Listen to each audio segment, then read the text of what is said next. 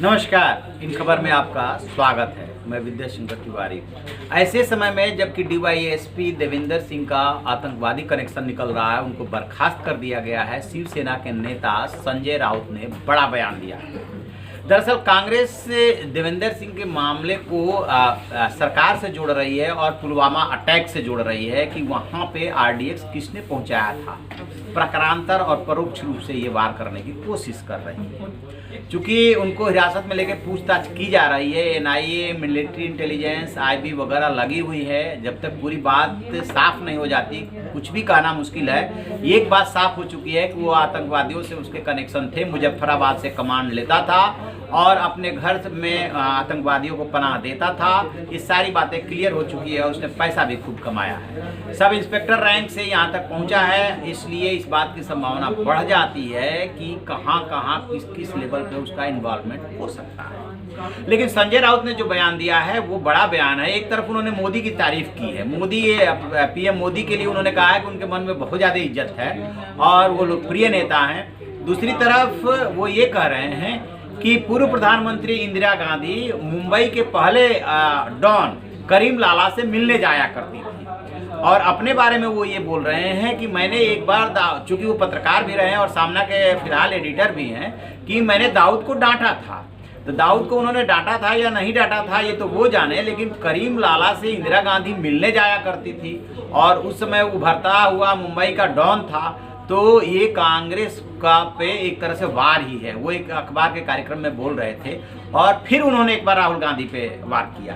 दरअसल राहुल गांधी पे वो तंज कसते रहते हैं। इस बार उन्होंने कार्यक्रम में कहा है कि आज अंडरवर्ल्ड में चिंदीगिरी होती है। हमने अंडरवर्ल्ड को बहुत समय से देख रहा हूँ। जब डॉन हाजी मस्तान मंत्रालय पहुँचता था तो उसके स्वागत में लोग खड़े हो जाया करते थे और इंदिरा गांधी जो है करीम लाला से मिलने जाया करती थी। वो ये बताना चाहते हैं कि डॉन की कभी कितनी इज्जत हुआ करती थी, ये जानते हुए भी कि गलत है। नेता भी उनके पास जाते थे और लोग भी स्वागत करते थे और मैंने डांटा था दाऊद को पत्रकार के रूप में। और फिर वो ये कह रहे हैं कि संजय राउत की राहुल गांधी बेशक मन से बहुत अच्छे हो सकते हैं, लेकिन उन्हें कांग्रेस पार्टी के लिए समय देने की ज़रूरत है और उनको करीब 15 घंटे कांग्रेस के दफ्तर में बैठना चाहिए। दिल्ली में बैठे कांग्रेस को सक्रिय होने की जरूरत है। ये पार्टी के लिए अच्छा होगा। इसकी नसीहत महाराष्ट्र से लेनी होगी।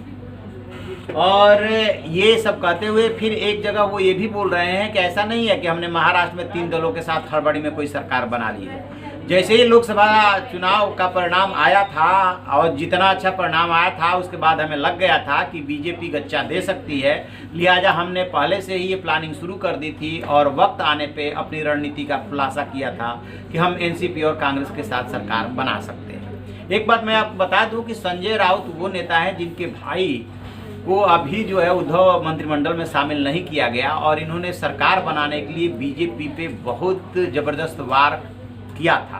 वो खुल करके बोलते थे और बड़े नेताओं पे वार करते थे। एक तरह से ये शिवसेना के तरफ से यही मुखर हो करके बोल रहे थे। उद्धव ठाकरे पर्दे के पीछे से जो राजनीति कर रहे हो, लेकिन वो मुखर होकर नहीं बोल रहे थे, कोई ऐसा सख्त बयान नहीं दे रहे थे।